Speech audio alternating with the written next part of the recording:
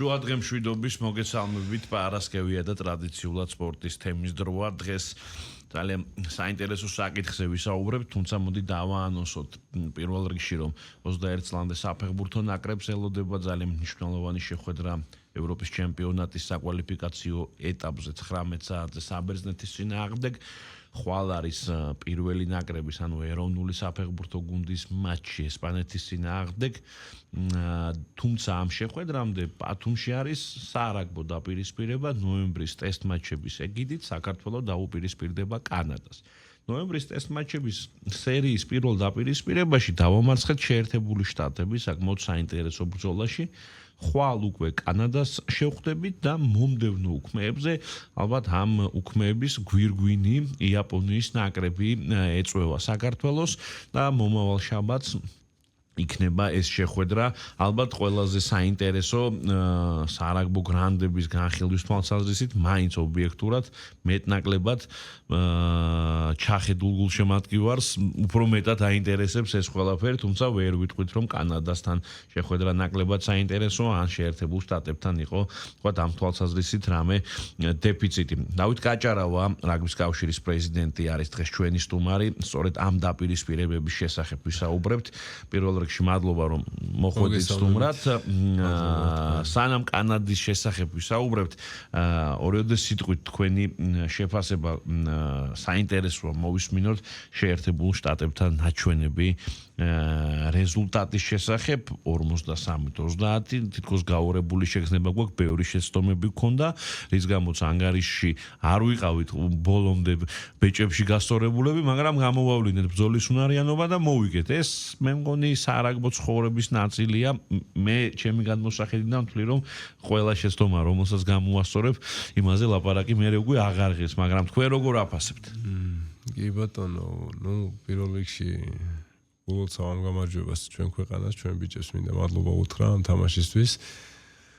რა თქმა უნდა, იყო შეცდომები, მაგრამ ჩვენ ცოტა თუ გადავხედავთ ჩვენ ტესტ მატჩებს, გავლენით ტესტ მატჩებს, ყოველთვის პირველი თამაში რაღაც შეწყობის თამაშია ხოლმე და პირველი თამაშის მაღალ დონეზე ჩატარება ტრადიციულად გვიჭირს ხოლმე.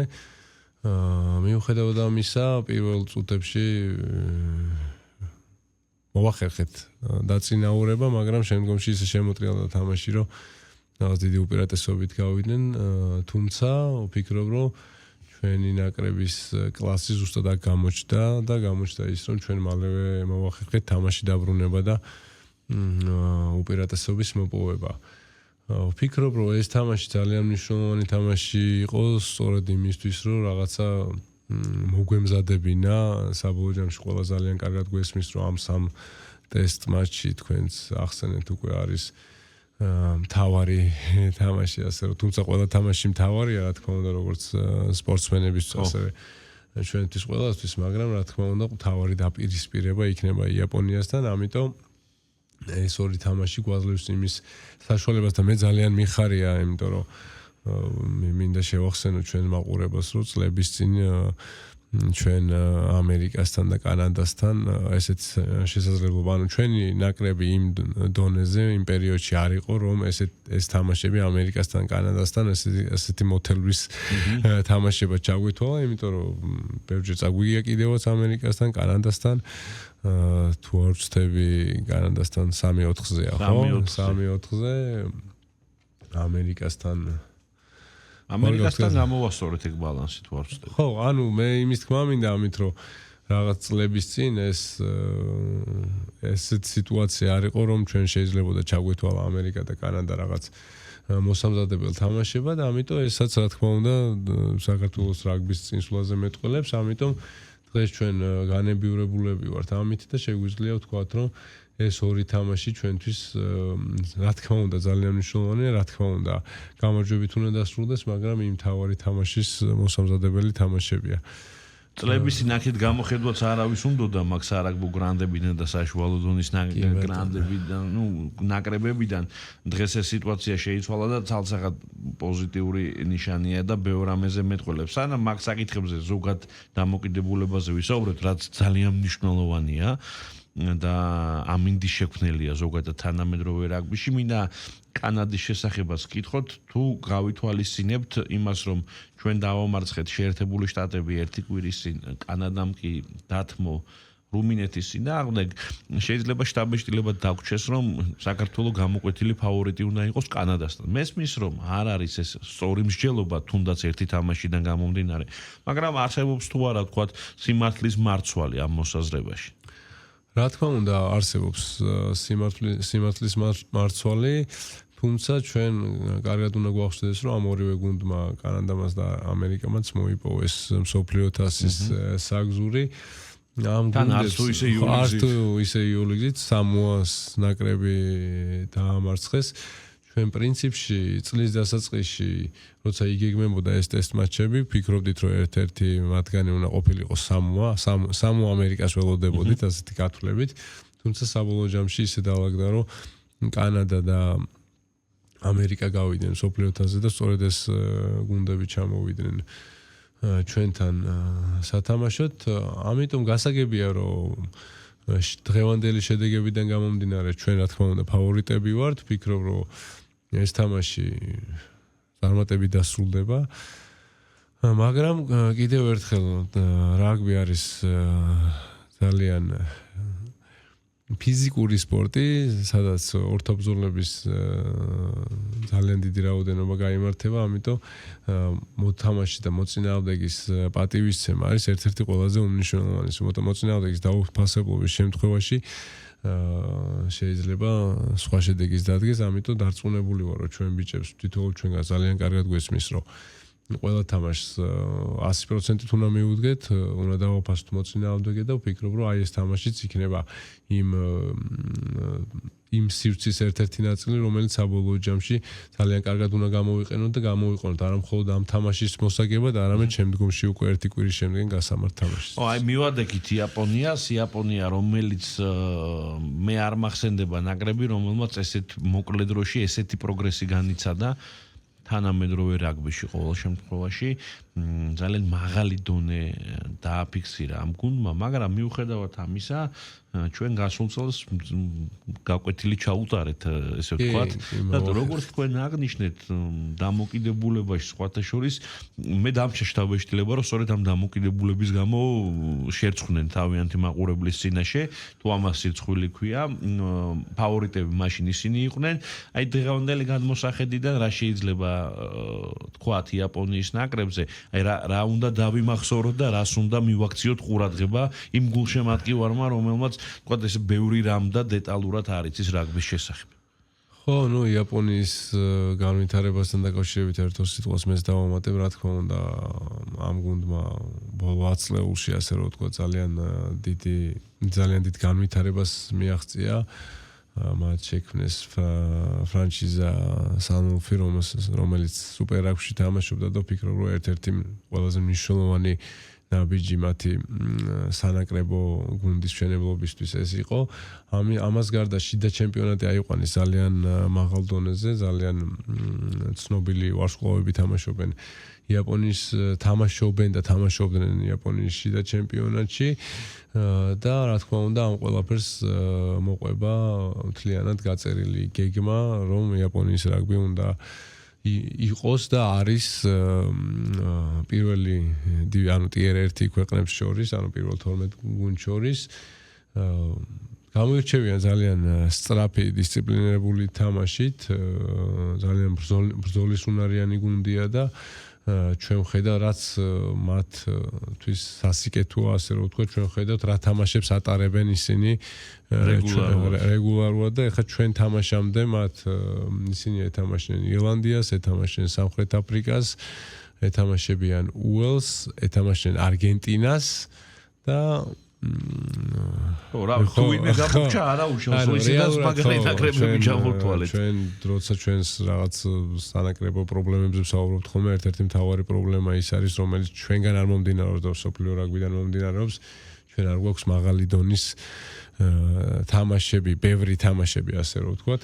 მაგალითად ეხლა 4 თამაში გამოვლილი უმაღლესი დონის თამაშები შემდგომ იაპონია, რა თქმა უნდა, ძალიან ბრძოლისუნარიანი იქნება. ამიტომ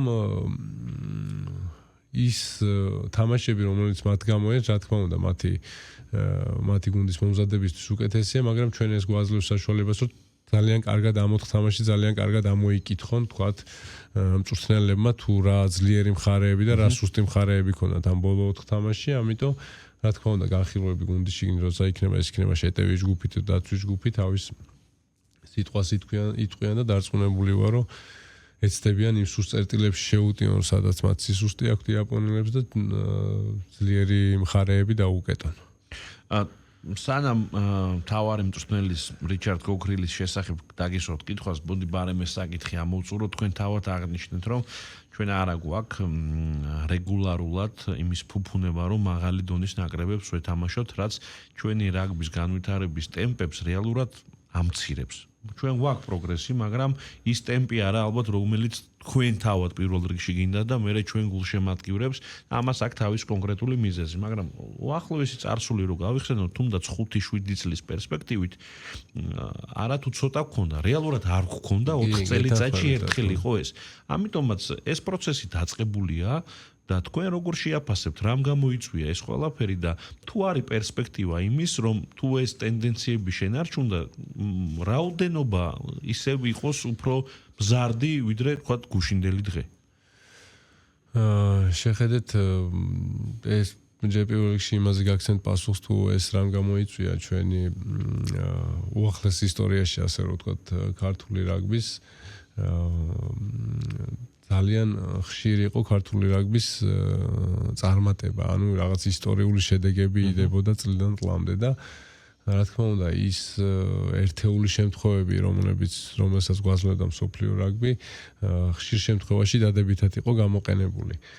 ისიც სადღაც ჩასულით. კი, თქვენ თუ გახსოვთ, ალბათ სამოა რო ჩამოვიდა თბილისში და ეს რაღაც ძალიან გარდამტეხი მომენტი იყო მე მანამდე კიდე მსოფლიო თასზე პირველი გამარჯვება და ასე შემდეგ ძალიან ბევრი დადებითი ოკეანეთის ტურში 2 თამაშის მოგება კი ბევრი იყო ასე. რა თქმა უნდა ბოლო პერიოდში გაიზარდა თამაშების რაოდენობა, დიდ გუნდებთან თამაშების რაოდენობა, თუმცა ჩვენ ყველამ ძალიან კარგად ვიცით, რომ მომავალი წლიდან იწყება ეს ჩელენჯერის ტურნირი, როცა მსოფლიო რაგბმა გადაწყვიტა ისევ რომ ზედა 12 გუნდი ითამაშებს ტესტ მატჩებს და ქვედა 12 გუნდი და მათ შორის გადათამაშება ჯერჯერობით ოფიციალურად დადასტურებული არ არის, ხელმოწერილი დოკუმენტი არ არსებობს, მაგრამ ფიქრობენ რომ 31 წელს მოხდეს ხოლმე ქვედა 12 ეურის გამარჯვებულს რომ მქონდეს შანსი რომ ავიდეს ზედა 12 ეულში.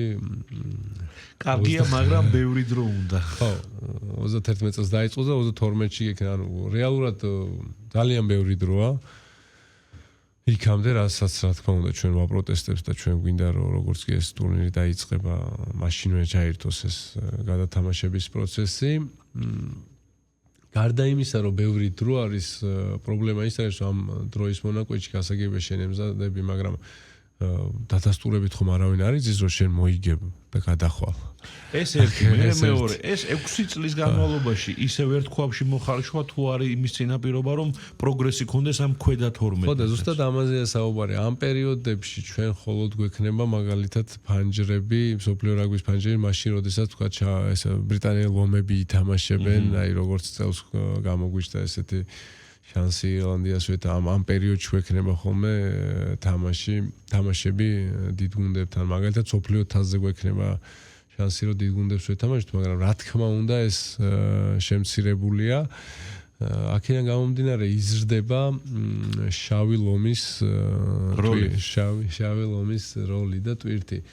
სწორედ ამ პრობლემის მოსაგვარებლად რეალურად თავშივე იყო შექმნილი შავი ლომი, იგივე როგორც იაპონიამ თავის დროზე გამომდინარე იქნა რომ მაყურებელს და მსმენელს განვუმარტოთ, შავი ლომი არის საუბარი არის ქართულ ფრენჩაიზზე, ანუ ეს არის კლუბი, რომელიც რეალურად არის საბაზისო კონტინგენტი ეროვნული ნაკრებისთვის, რომელსაც აქვს თავისი კონკრეტული შეჯიბრები, ყოველ წელს შეიძლება რომ შეცვალოთ, თუ გექნება საერთაშორისო თანხმობა, ამ თვალსაზრისით გვაქვს პროგრესი და რაც თავარია ამ სპორტსმენების, მორაგბეების უმრავლესობა მთელი სეზონის განმავლობაში ბევრ დროს ატარებენ ერთად ვარჯიში და თამაში და სწორედ ეს საბაზისო გუნდი არის ეს შავი ლომი, ამიტომაც ძალიან დიდი მნიშვნელობა აქვს და არაერთი მსოფლიო სარაგბო ქვეყანა განვითარდა აი ასეთი გადადგმული ნაბიჯით. კი ბატონო, თავში პრობლემებზე წავალ, რა პრობლემები არსებობდა, გამომდინარე იქიდან, რომ ეროვნული ნაკრების თამაშები ცოტა ქონდა და მაღალი ხარისხის კიდევ უფრო ცოტა. მაშინ, როდესაც თამაში გეგმებოდა, ჩამოდიოდნენ ლეგიონერები და ადგილზე შიდა ჩემპიონი, ანუ დიდი სხვაობა იყო ჩვენი ლეგიონერების უმრავლესობა საფრანგეთში თამაშა იმ ტურნირსა და ჩვენ ტურნირს შორის, ამიტომ დღეს პროცენტული წილი მაგალითად ნახევარი ჩვენი ეროვნული ნაკრების დაკომპლექტებულია შავი ლომის მოთამაშეებით და ნახევარი ლეგიონერებით. ამიტომ შავი ლომი ჩვენ გვაძლევს საშუალებას რეალურად, რომ ის გამორჩეული მოთამაშეები, რომლებიც ვერ მიდიან ან არ მიდიან, ასეთ შემთხვევებიც გვაქვს. საზღვარგარეთ სათამაშოდ ყავდეს იმ ფორმაში, რომელსაც მოითხოვს უმაღლესი დონის რაგბის თამაშები. ჩვენ ვიცით, რომ ჩართულები ვართ IPC-ის Challenge Cup-ის ტურნირზე, ამის გარდა მაგალითად წელს ვითამაშეთ ზებრებთან და ბენეტონთან ორი ძალიან კარგი თამაში, სამხრეთ აფრიკაში ჩიტასთან ვითამაშეთ ორი თამაში, ახლა მოგვიწევს 4 Challenge-ის თამაში და მომავალ წელსაც ვაპირებთ, რომ Toyota-თაში მივიღოთ მონაწილეობა, ამიტომ ჩვენთვის ერთ-ერთი მთავარი მიზანია, რომ გავზარდოთ შავი ლომის მაღალ ხარისხიანი თამაშები, იმისთვის, რომ ეს ამ მოთამაშეებმა ზუსტად ის დატვირთვა მიიღონ, რომლისთვისაც რეალურად ჩვენ მათ ვამზადებთ და შემდგომში, როცა მოხდება შერწყმა ჩვენი ლეგიონერების და შავი ლომის მოთამაშეების, უკვე ამ გუნდმა მოახერხოს და იმ უმაღლესი დონის თამაში ჩაატაროს. შავი ლომიც ახსენეთ, რომელსაც დაკომპლექტება ჭირდება, ეროვნული ნაკრებიც ახსენეთ და ასევე არის ეროვნული ჩემპიონატი, სადაც გუნდები ჩვეულებრივად ასპარეზობენ. ჩვენ რეგულარულად ვადევნებთ თვალს სხვადასხვა ასაკობრივ ტურნირებს, სარაგბო ტურნირებს და ძალიან ხშირია, რომ ინფორმაცია, რომ თქვა წარმატებები გვაქვს სხვადასხვა ასაკში. არის თუ არა დღეს აი ამ ფაქტის გათვალისწინებით მოთხოვნის შესაბამისი მიწოდება ახალი კადრებით გულისხმობ მორაგბეებს, აი როგორი თაობა მოდის, ანუ მარტივად ადაპტირებადი თაობა თანამედროვე მოთხოვნებთან, თუ არის თქვა გარკვეული პრობლემები, იმიტომ რომ რეალურად მე არ მახსენდება ტურნირი, სადაც ვიტყვით რომ საქართველოს ასაკობრივი ნაკრები ჩავარდა, მეც ველოდებოდით და არ გამოვიდა. კი, ვფიქრობ რომ ასაკობრივ ნაკრებებში ძალიან კარგი სიტუაცია გვაქვს. ამას გარდა ჩვენ მოვახერხეთ ის, რომ მაგალითად 18 წლამდე ნაკრები მთელი წლის მანძილზე არის ძალიან დატვირთული, ვიცით რომ 6 ერის ფესტივალს თამაშობენ. ამის შემდგომ სამხრეთ აფრიკაში თამაშობენ ტურნირს, რომელიც ვიტყოდი რომ არა ნაკლებ 6 ერის ტურნირისაა და ეხლა უკვე დაიწყება ნოემბერში ევროპის ჩვენი 6 ერი უკვე, ანუ 3 ტურნირი აქვს წლის მანძილზე, რომელშიც იღებენ კოლოსალურ გამოცდილებას, რომელიც ჩვენ ახალგაზრდობაში ეს ტურნირები არ არსებობდა. ანუ მთლიანი ჩვენ შეგვიძლია ვთქვათ, რომ 18 წლამდე ნაკრებში მთლიანი პაკეტი გვაქვს, რომელი ეტაპიც უნდა გაიაროს ახალგაზრდა მოთამაშემ, რომ გახდეს საუკეთესო ვერსია გვაქვს. რაც შეეხება 20 წლამდე ნაკრებს, 20 წლამდე ნაკრებს ვიცით რომ სოფლიო თასს თამაშობთ ყოველწლიურად, მომავალ წელს ბულოცავ საქართველოს და ძალიან დიდი წარმატებაა ჩვენს რომ მოვახერხეთ და წამოვიღეთ 20 წლამდე სოფლიო თასი საქართველოში. ამას გარდა ჩვენ ვთამაშობთ ხოლმე ინგლისთან ვითამაშეთ, სამხრეთ აფრიკასთან ვითამაშეთ და ეხლა მიდის მუშაობა და მოლაპარაკებები იმის თაობაზე, რომ ჩვენ მოვახერხოთ 4-ში ჩართვა. 4-ერი მოდი განვმარტოთ რას ნიშნავს? 4-ერი არის სამხრეთული ქვეყნები, სანზაარის ქვეყნები, რომელიც არის ზელანდია, ავსტრალია, აფრიკა და არგენტინა და მომავალი 3-4 ერის ჩემპიონატი 20 წლამდე ნაკრებებში ტარდება სამხრეთ აფრიკაში, ამიტომ ჩვენ მუშაობთ იმ მიმართულებით, რომ როგორმე მოვახერხოთ ძალიან დიდი გამარჯვება იქნება. ძალიან დიდი გამარჯვება. თან ეს ტურნირი არის ზუსტად სოფლიო თასის წინ და ის თამაშები, რომელიც ჩვენ 20 წლამდელებს ჭირდებოდათ სოფლიო თასზე რა თქმა უნდა მაღალი დონის თამაშები პირდაპირ მიმული იქნება ამ ტურნირზე და ის ძალიან დიდი გამოცდილების მქონე ოსლამდე ნაკრები გვეყოლება უკვე სოფლიო თასზე. ძალიან კარგი ურთიერთობა გვაქვს სამხრეთ ქვეყნების ხელმძღვანელებთან, ფედერაციების, კავშირების ხელმძღვანელებთან. ძალიან მაგრად გვიჭერს მხარ სამხრეთ აფრიკის პრეზიდენტი და ძალიან კარგი ურთიერთობა გვაქვს. ამიტომ ბოლო ეტაპზე ეს მოლაპარაკებები და მე ვფიქრობ, რომ ეს თუ დადებითად გადაწყდა, კიდევ ერთი ძალიან დიდი წინ გადადგმული ნაბიჯი იქნება ქართული რაგბისთვის.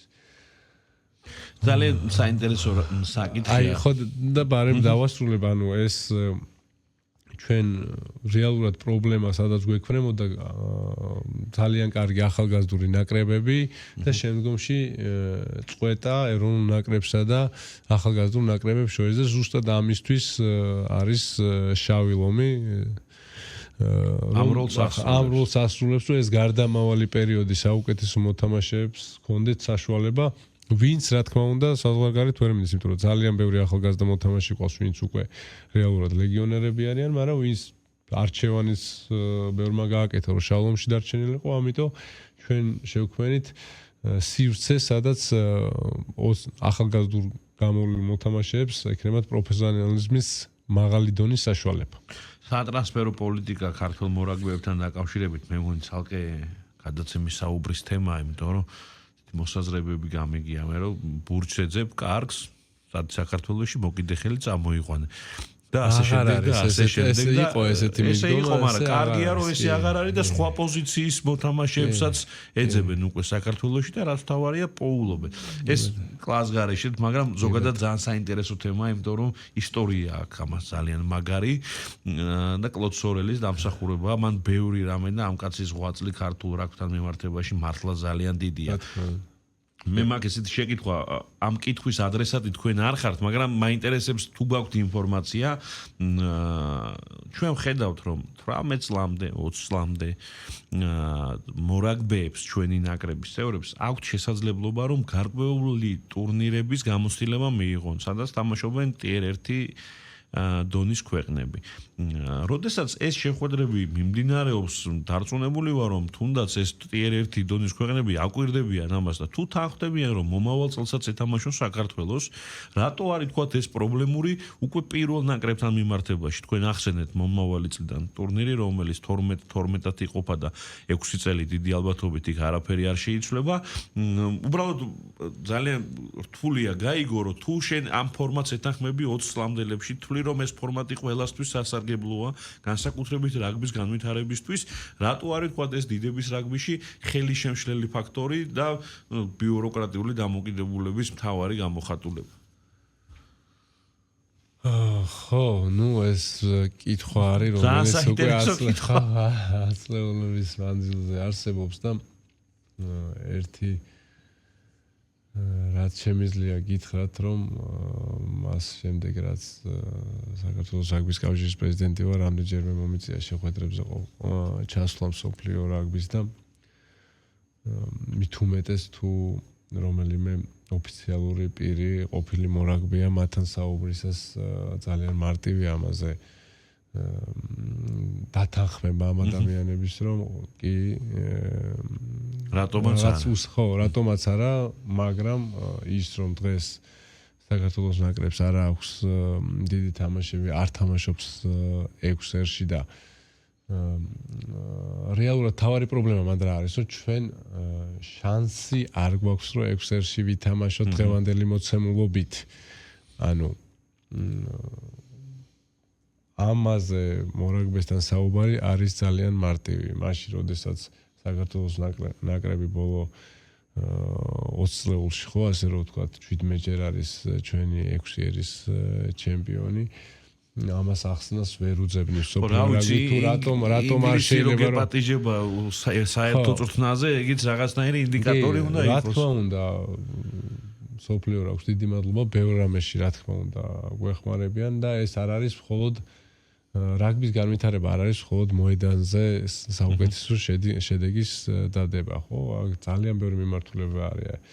მოედნის გარეთ რაც ხდება, როგორც ხდება, თუნდაც თამაშის მომზადება, თუნდაც რაგბის განვითარება, ახალგაზრდების მშველების გადამზადება, მარკეტინგი, რასაც ბოლო პერიოდში ძალიან დიდ ყურადღებას აქცევენ და რაც ალბათ არის ერთ-ერთი მიზეზი სწორედ იმისა და ეს ღიად შეიძლება ვთქვათ, რატომაც ჩვენ 6 ერთში ვერ შევდივართ, აქ არის პირდაპირ იკვეთა იმ მონაგართან, რომელიც საბოლოო ჯამში 6-ერი საბოლოო ჯამში. ანუ კომერციალიზაციის მიმართულება რეალურად.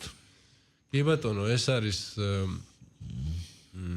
არის ასე რომ ვთქვათ, პუნქტი, რომელსაც ისინი გვერდს ვერ უვლიან, თუმცა პირად საუბრებში ესმით ეს ყველაფერი შემოდიან ჩვენს მდგომარეობაში, ფიქრობენ რომ რაღაც უნდა შეიცვალოს და დარწმუნებული ვარ დღეს თუ ხვალ ეს გადაწყვეტილება იქნება მიღებული, იმიტომ რომ საბოლოო ჯამში თუ ჩვენ გვინდა რაგბის განვითარება და სოფლიო რაგბს ნამდვილად უნდა რაგბის განვითარება და ჩვენს მათ შორის ეს ნაბიჯები უნდა იქნას გადადგმული, უნდა იქნას გაღებული კარებები, რომ ჩვენ და ჩვენაირ გუნდებსაც, ხო, აქ არ არის მხოლოდ საქართველოზე, ხო, საუბარი.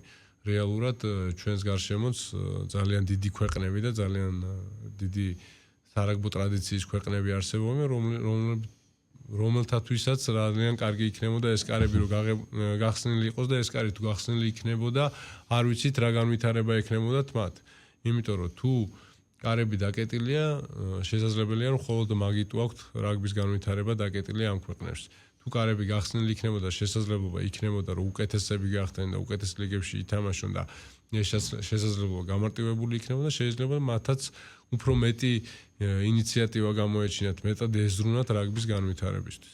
ნუ მაგალითი რომ მარტივად რომ საზოგადოების მარტივად ასახსნელი რომ იყოს, რუმინეთის, ესპანეთის, პორტუგალიას იყვნენ უკეთესი გუნდები ვიდრე დღევანდელ დღეს. და სწორედ იმ ჩაკეტილობამ, რომელიც საერთოდ რუმინეთი უნდა ყოფილიყო მე-6-ერი იტალიის მაგივრად, მე როგორც ვიცი, შორეულ წარსულში. კი, რუმინეთს თავის დროზე საფრანგეთთან ის არის ისტორიულად ძალიან ძლიერი გუნდია და მე როცა ნაკრებში მივედი იმ პერიოდისთვის რუმინეთის დამარცხება ჩვენთვის იყო მიუღწეველი, ერთ-ერთი მიუღწეველი, თუმცა მანამდე რა თქმა უნდა დამარცხებული ყავდათ და ძალიან დიდ სირთულეს წარმოადგენდა, თუმცა მე წლების განმავლობაში უკვე აი იმასკენ პროგრესს ვერ აყოლენ. ხო და პროგრესს ვერ აყოლენ, ამას აი ზუსტად მაგის თქმა მინდა რომ ორი მხარე აქვს. ისინი იყვნენ იმ პროგრესში, როცა მაგალითად მათთვის შეიძლებოდა რომ კარებები გახსნილიყო. ხო და მეთანხმებით ამაში. ამიტომ თუ ეს კარებები დაკეტილი იყო, ის რომ ისინი პროგრესს ვერ აყოლენ, შეიძლება იქიდან გამომდინარე იყო, რომ ეს კარებები დაკეტილი იყო და მათ არ მიეცათ საშუალება განვითარების. სწორედ ამაზე ვსაუბრობთ, რომ ჩვენ ვაკეთებთ ყველაფერს, ვინარჩუნებთ, მინიმუმ ვინარჩუნებთ იმ სიმაღლეს, სადაც ვართ, რა თქმა უნდა. ყოველდღიურად ვცდილობთ რომ უკეთესებიც ვიყოთ, მაგრამ თუ ეს კარებები არ გაიხსნება, როგორც ჩვენთვის, ასევე ჩვენს ჯგუფში და ჩვენს ქვევით კიდე მყოფ სხვა გუნდებისთვის, რა თქმა უნდა, ეს არის ძალიან დიდი დარტყმა და ძალიან დიდი დემოტივაცია. ხო, აი ჩვენ სწორედ აღნიშნეთ, შეიძლება ჩვენ ეს პლეი-ოფის კარი რო გაგვიხსნა, პირობითად ვამბობ თეორიულად, სპორტული შედეგი ჩვენ მაინც მომავალი 5 წლის განმავლობაში ვერ შევიდეთ, მაგრამ თვითონ ის რომ შესაძლებლობა არ არსებობს, ძალიან რთულად მისაღებია. გასაგებია, ანუ მაგიტომ ვსაუბრობდი, რომ სპორტსმენებს როცა ვესაუბრებ, ანუ შენ გინდა რომ იყოს საუკეთესო. შეიძლება ხარ საუკეთესო, ანუ თეორიაში ხო შესაძლებელია რომ როგორ არა. ამიტომ მაგრამ შენ ამის შესაძლებლობა არ გაქვს, ეს უკვე მთავარ სპორტულ პრინციპებს არ ყვევს. ჩემი განმოსახედა ესეა და მათი განმოსახედანაც ესეა. უბრალოდ არის ამ სისტემაში რაღაცა მექანიზმი, რომელსაც რეალურად ისინი დღეს გვერდს ვერ უვლიან. თუმცა ყველაფერი მიდის იქითკენ, თუნდაც ეს რომ რამდენიმე წლის მერე იქნება და ჯერ ხელმოწერილი არ არის რამდენი წლის მერე იქნება საბოლოო ჯამში ეს გადათამაშება. ყველაფერი დამტკიცებულია გადათამაშების თარიღის გარდა. ვერ თანხდება სოფლიო, იმიტომ რომ არ არის ხო მარტო ერთი ნაწილი რაგბის და არ არის ეს 12, ანუ მთელი სოფლიო საუბრობს იმაზე, რომ თვითონ არ მინდა რომ გავყო რაღაც ნაწილებად.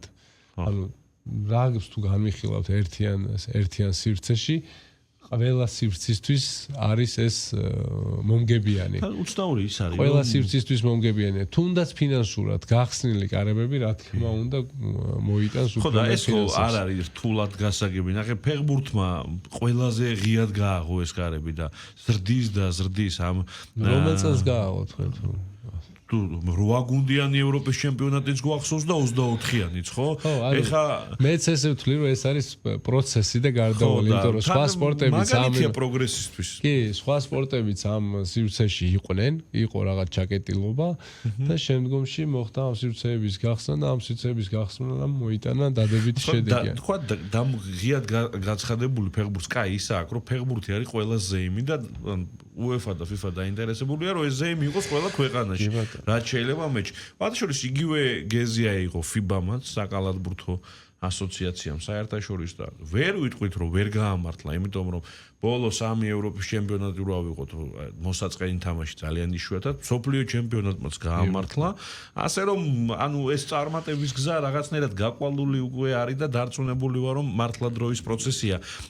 სანამ დავასრულებთ, ბოლო შეკითხვა მინდა დაგისვათ და თუ შეძლებთ მოკლედ მიპასუხოთ, რიჩარდ კოკრილის მთავარი ამოცანა რა არის თქვენს მიერ დასახული რაგბის კავშირის მთავარი მიზანი, რომელიც უნდა შეასრულოს ჩვენი ნაკრების მთავარმა მწვრთნელმა, თუ არის რამ თეზისება, თუ შეგიძლიათ ამის გაჟღერება, იმიტომ რომ საინტერესოა. ხო, პრინციპში ჩემი პირადი სურვილი, ასე რომ ვთქვათ, და ჩვენ რა თქმა უნდა არ ვსაუბრობთ კონტრაქტზე და კონტრაქტში ჩაწერილ პირობებში კონტრაქტი კონფიდენციალურია და ჩვენ შორის არის მთავარი მიზანი ალბათ, რასაც მთლიანად ჩვენს რიჩარდიც და მთავარი სურვილი, ასე რომ ვთქვათ, რასაც ვემსახურებით ყველა ერთად, ეს არის განვითარების დანახვა. ანუ იმ თამაშის დანახვა, რომ ნაბიჯ დღიდან დღემდე ნაკრები წინ მიიწევს და უკეთესი შედეგი გვაქვს და შედეგი არა მხოლოდ ანგარიშზე აქვს საუბარი, აქ რეალურად თამაშის ხარისხია. ჩემთვის პირველ რიგში არის თამაშის ხარისხი და შემდეგ უკვე ანგარიში. რა თქმა უნდა, არის გამონაკლისები და თამაშები, რომელშიც მოსაგები თამაში ქვია, მაგრამ ჩვენ გარდა იმისა, რომ მე ასე ვფიქრობ, ჩვენ გამომდინარე სოფლიო რაგბის პროცედურიდან და ახლა რაზეც ვისაუბრეთ, როგორ სიტუაციაში ვართ, ჩვენ ყველა შემთხვევაში უნდა გავაკეთოთ განვითარებაზე და თამაშის ხარისხის გაზრდაზე აქცენტი. ამიტომ ჩემი მთავარი სურვილიც და მოთხოვნაც არის ის, რომ თამაშიდან თამაშამდე ჩვენი ეროვნული ნაკრების ხარისხი გაიზარდოს, რა თქმა უნდა, ჩავარდნები ყოველთვის იქნება, ჩავარდნების გარეშე განვითარებაც არ იქნება, მაგრამ წლის შეჯამებაში, როცა წელიწად შევაჯამოთ, ჩვენ უნდა ვხედავდეთ, რომ ეს ამ ნაკრების ხარისხი უკეთესი არის. წარმატებებს გისურვებთ, მაყურებელს ჩვენელს შევახსენებ, ხვალ გელოდებათ დაპირისპირება ბათუმში 16 საათზე კანადის წინააღმდეგ, ხოლო უკვე მომდევნო შაბათს თბილისში იაპონიას მასპინძლობთ და ძალიან კარგი იქნება თუ სტადიონს შევავსებთ. დროებით მე ერთი კვირით გემშვიდობებით.